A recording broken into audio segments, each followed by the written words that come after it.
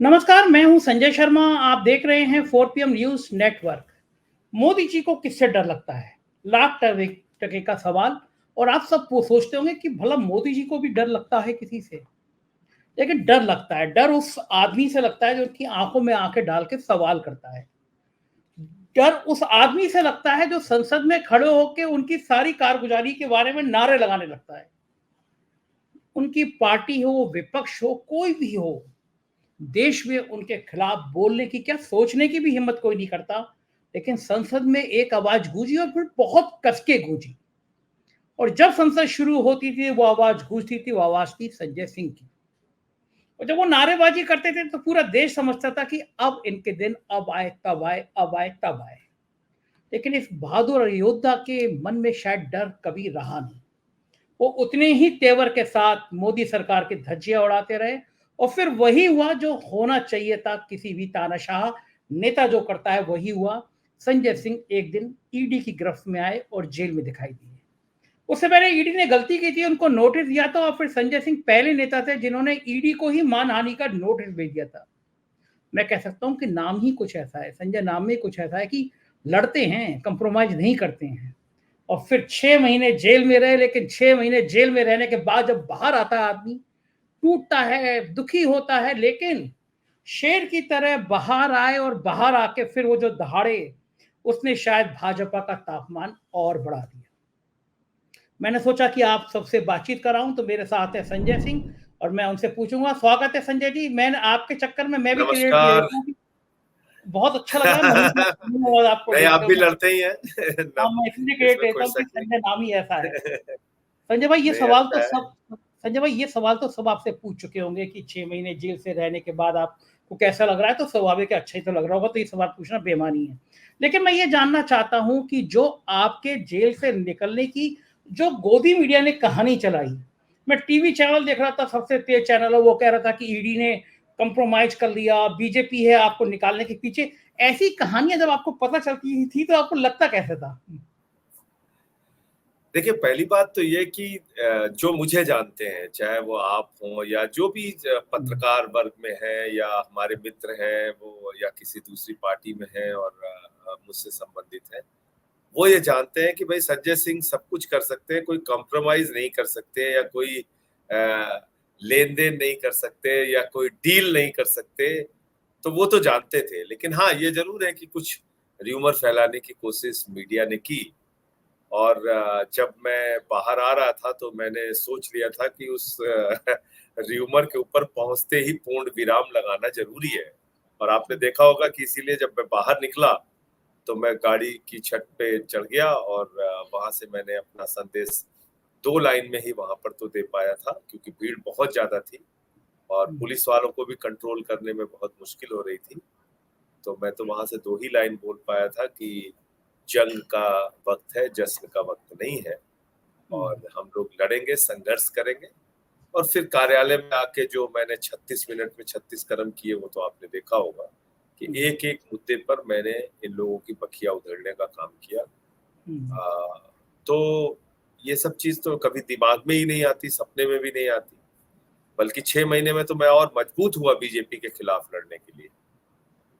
उन 6 महीने में हर दिन मैं ये सोचता रहा कि जिस दिन निकलूंगा उस दिन और प्रखरता के साथ, मजबूती के साथ इनके खिलाफ आवाज उठाऊंगा, लड़ाई लड़ूंगा। और मैंने वही किया, शुरू कर दिया मैंने आते ही।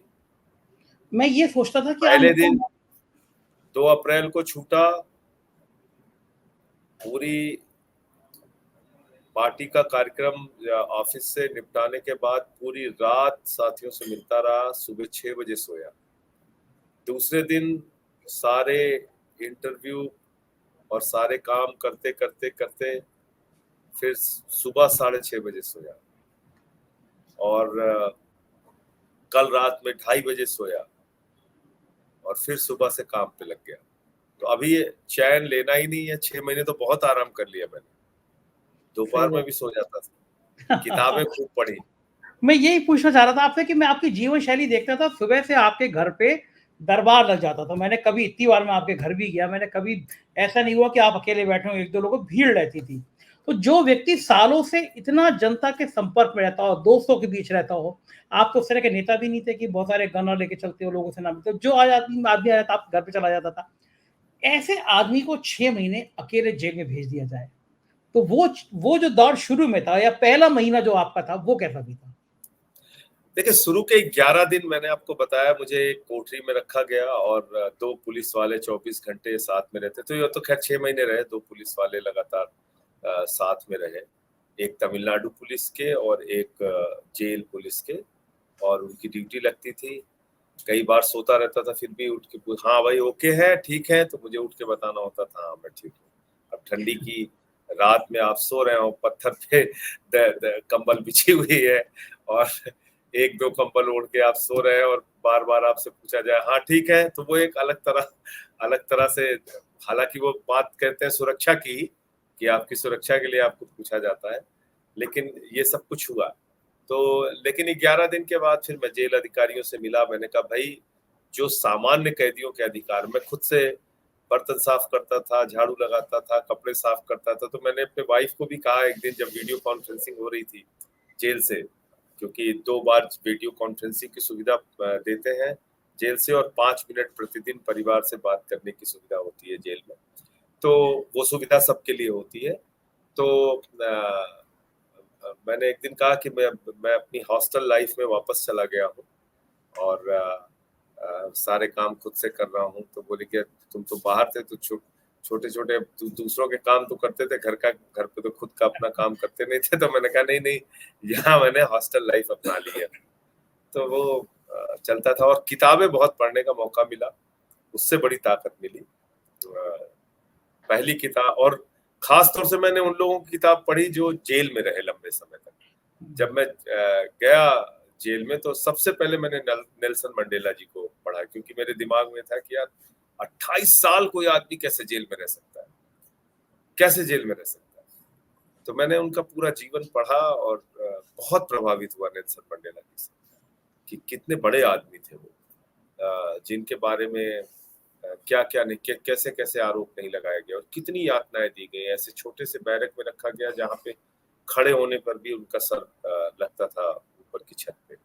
तो मुझे लगा कि पहले तो इन्हीं लोगों को पढ़ना चाहिए। फिर गांधी जी को पढ़ा, उनकी पहली गिरफ्तारी साउथ अफ्रीका में हुई थी। तो मैंने अपने दिमाग में सोचा कि एक कितने महान व्यक्ति थे जो स्वतंत्रता संग्राम के लिए और लोगों को लामबंद करने के लिए, लोगों के अधिकारों के लिए साउथ अफ्रीका में गिरफ्तार होते हैं, और वहां के जेल के कष्ट को उन्होंने उठाया।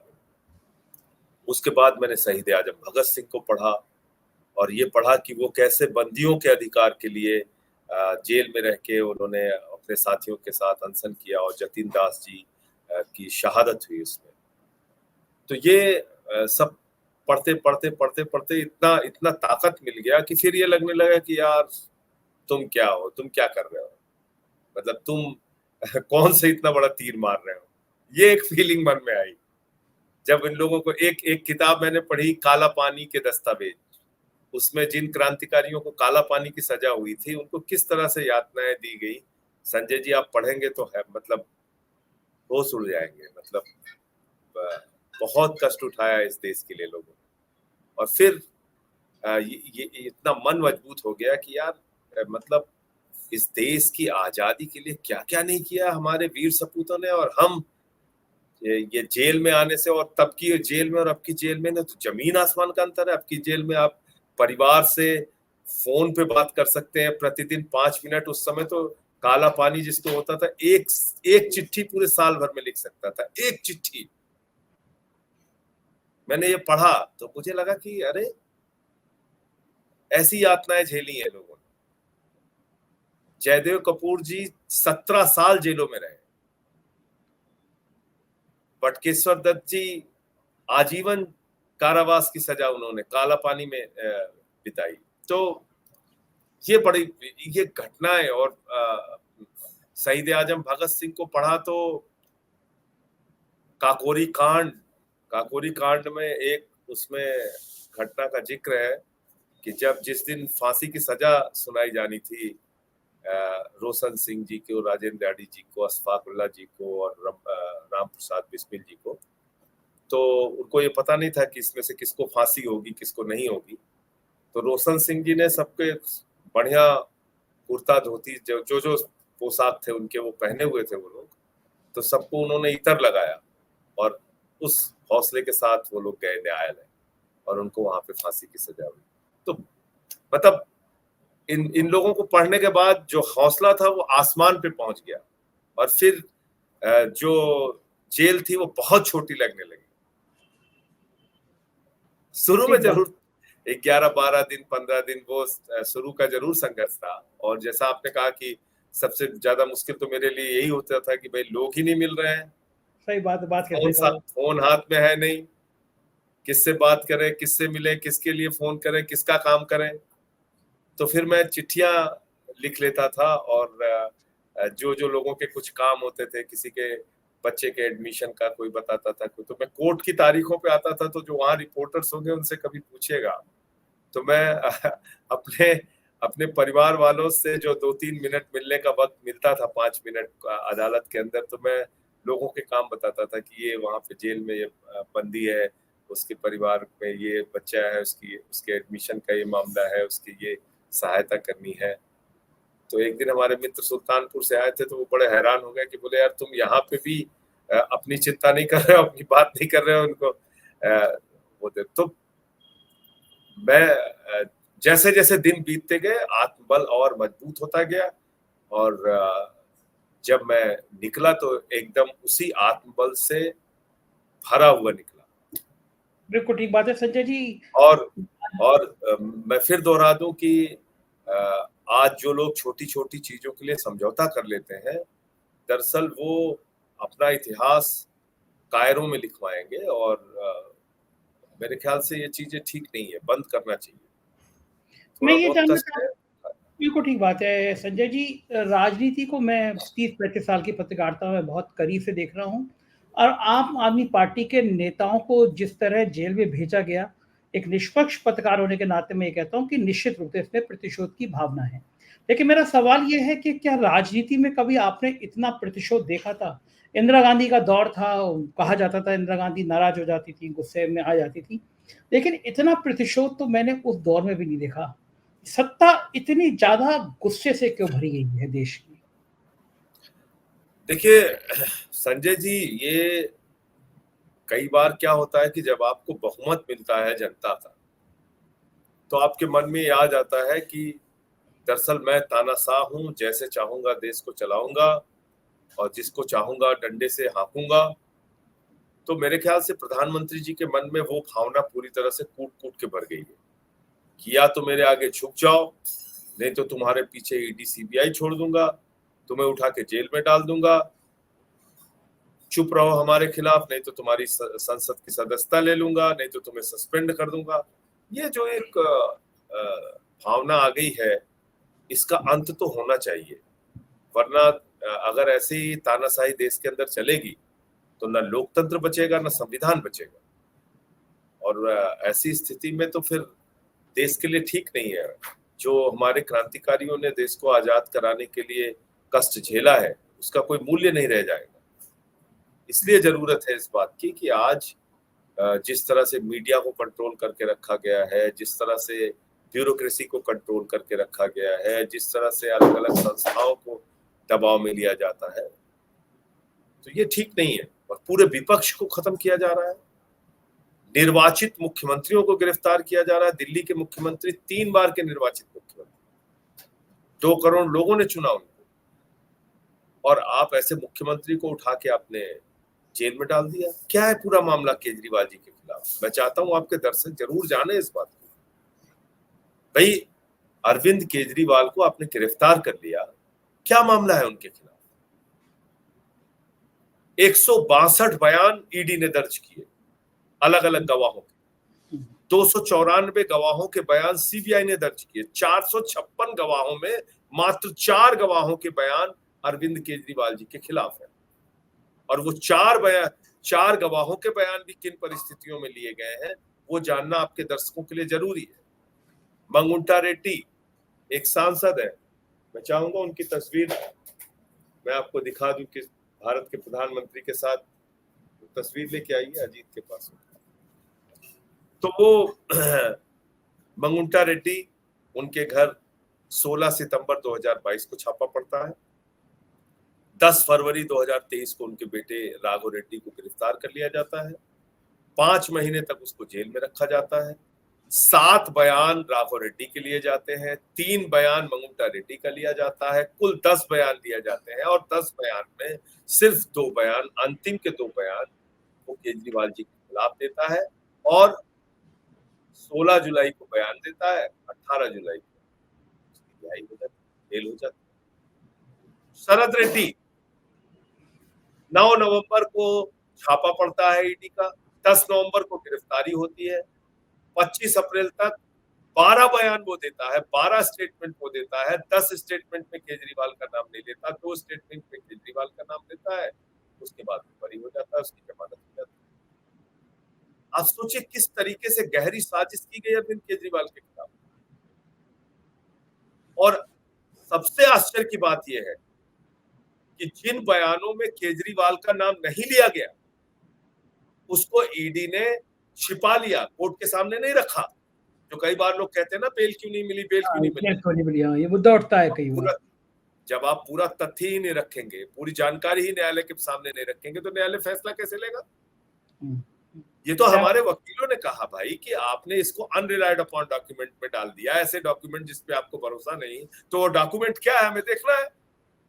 तो कोर्ट ने उस पर आदेश किया कि भाई ये इनका अधिकार है आरोपी के तौर पे कि इनके खिलाफ आपने क्या साक्ष्य जुटाए हैं वो इनको दिखाइए।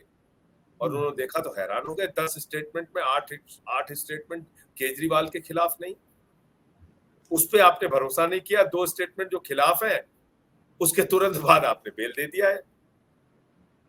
तीसरा व्यक्ति है शरद रेड्डी, जिसने 12 बयान दिए, 12 में से 10 में केजरीवाल का नाम नहीं लिया, 2 में लिया, उसको आपने बेल दे दिया।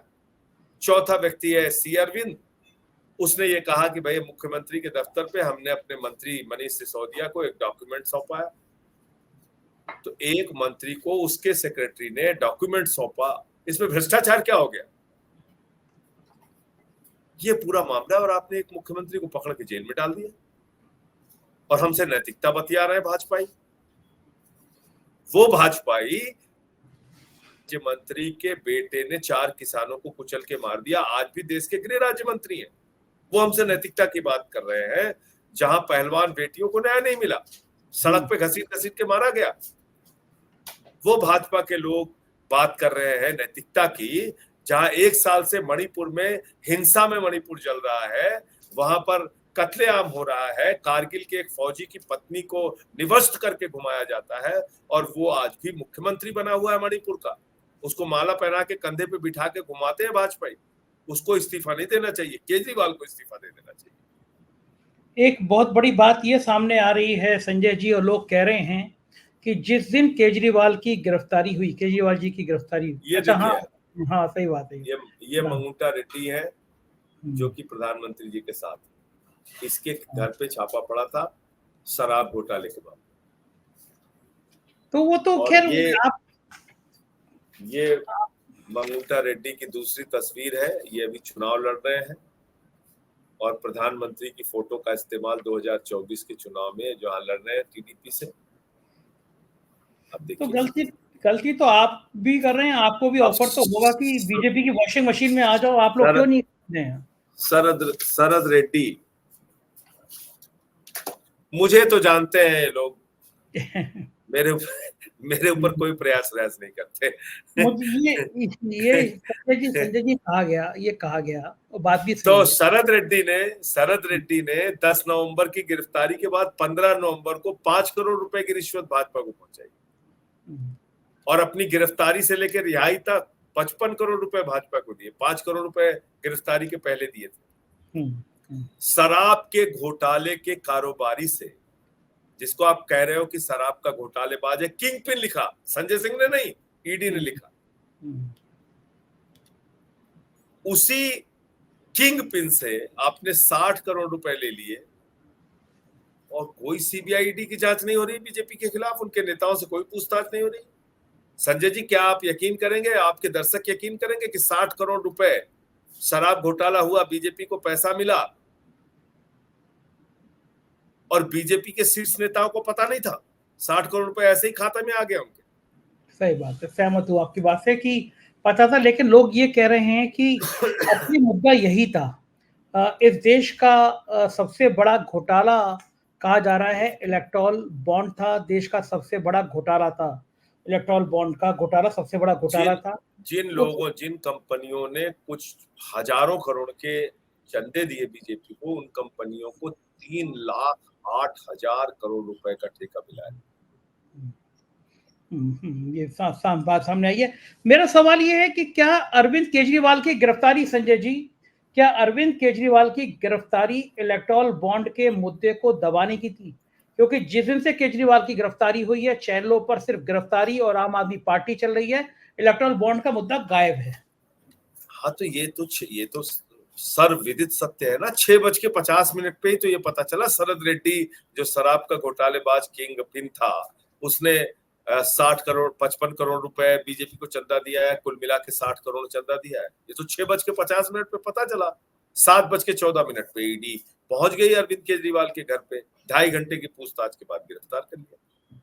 आप ये सहमत हैं कि उस बॉन्ड के मुद्दे को, देश के सबसे बड़े घोटाले को छुपाने की कोशिशों के तहत आम आदमी पार्टी के नेताओं को जेल भेजा गया? 100%।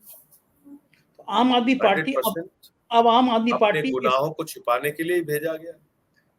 तो अब जब देश की मेन स्ट्रीम मीडिया जो खुद को कहती है वो इलेक्टोरल बॉन्ड का नाम भी नहीं ले रही, तो अब आम आदमी पार्टी इस बॉन्ड के मुद्दे को, इलेक्टोरल बॉन्ड के मुद्दे को जनता के बीच में ले जाने के लिए, जनता के बीच की आवाज को बनाने के लिए क्या करेगी? क्या आंदोलन खड़े करेंगे? कैसे फिर इस बॉन्ड पे दोबारा चर्चा कराएंगे? क्योंकि main stream media electoral bond हम तो पहले दिन से ही बोल रहे हैं और आगे भी बोलते रहेंगे। हर दिन बोलेंगे, हर दिन बोलेंगे। कोई आम आदमी ये पूछेंगे कि ईडी सीबीआई इस पे कार्रवाई क्या कर रही है, ईडी सीबीआई कार्रवाई क्यों नहीं कर रही है, ये तो पूछना पड़ेगा। संजय सिंह जी, कोई बड़ा आंदोलन आम आदमी पार्टी इलेक्टोरल बॉन्ड के मुद्दे पे खड़ा करेगी? अभी तो मैं आया हूं लगातार कार्यकर्ताओं से मिलना और इंटरव्यूज वगैरह में व्यस्त हूँ। उसके बाद इसके ऊपर जल्दी ही हम लोग तय करते हैं क्या रणनीति आगे बढ़ेगी। बहुत चर्चा है उत्तर प्रदेश के सुल्तानपुर, जहां से आप रहने वाले हैं, कि वहां से आप चुनाव भी लड़ सकते हैं। अभी तो 12 जनवरी को राज्यसभा का सांसद बना हूं, 12 जनवरी को ही बना हूं, और 6 साल का कार्यकाल होता है, तो इतनी जल्दी चुनाव लड़ने का क्या मतलब है? कई राज्यसभा सांसद ऐसे भी हैं कि जो रहे हैं, मोदी जी ने तो मंत्रियों को अपने विधायक बना दिया, मध्य प्रदेश में कई मंत्रियों को बना दिया। हाँ, लेकिन मैं अपनी भूमिका में ठीक हूँ। अपना जो काम रहता है राज्यसभा में भी, आप लोग जानते ही हैं कि अपनी जो जिम्मेदारी रहती है उसको तो पूरा ही कर रहा हूँ। और अभी बहुत ज्यादा काम हमारे लिए पार्टी तय करेगी, कहीं आने का, जाने का, प्रचार करने का, हो सकता है गठबंधन के दूसरे दलों के लिए भी काम करने का, तो फिर उसमें मुझे लगता है कि ज्यादा समय देना चाहिए। और भाजपा ने आरोप लगाया कि आपकी पार्टी भी परिवार को बढ़ावा दे रही है। केजरीवाल जी ने अपनी पत्नी को ही आगे बढ़ाया कि आपकी पार्टी में और नेता नहीं थे जो कमान संभालते, जो उनकी चेयर पे बैठते। देखिए, ऐसा है कि भाजपा क्या कह रही है वो महत्वपूर्ण नहीं है।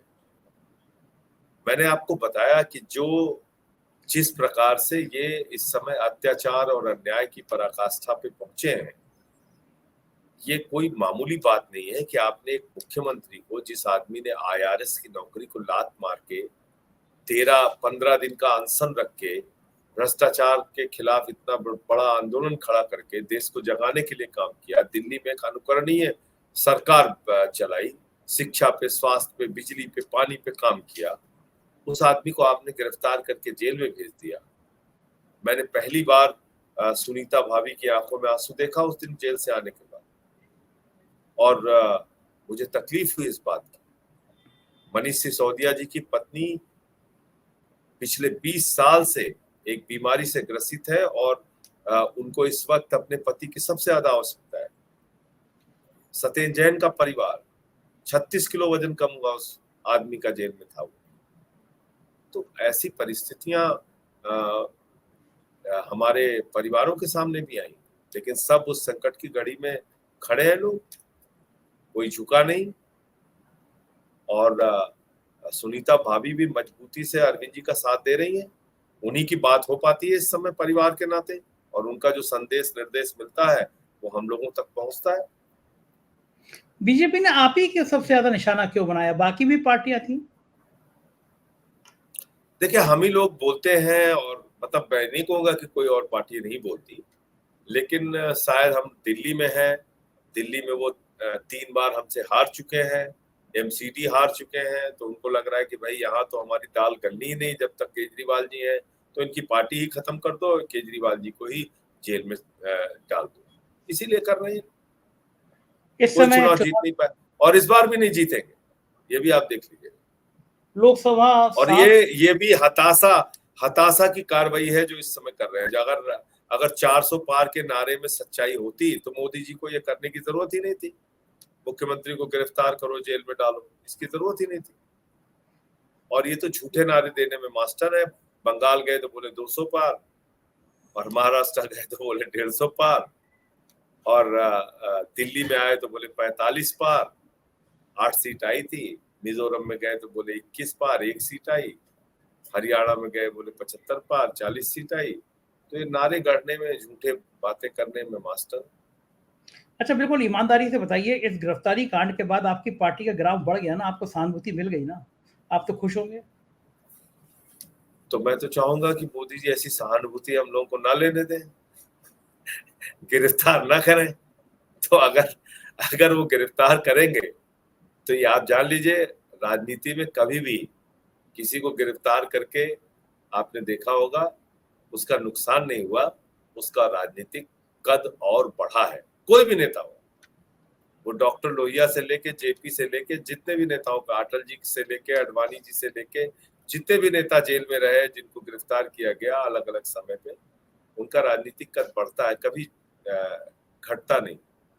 और पता नहीं किस बेवकूफ ने ये सलाह दे दी है मोदी जी को कि सबको गिरफ्तार करके उनको आप खत्म कर दोगे।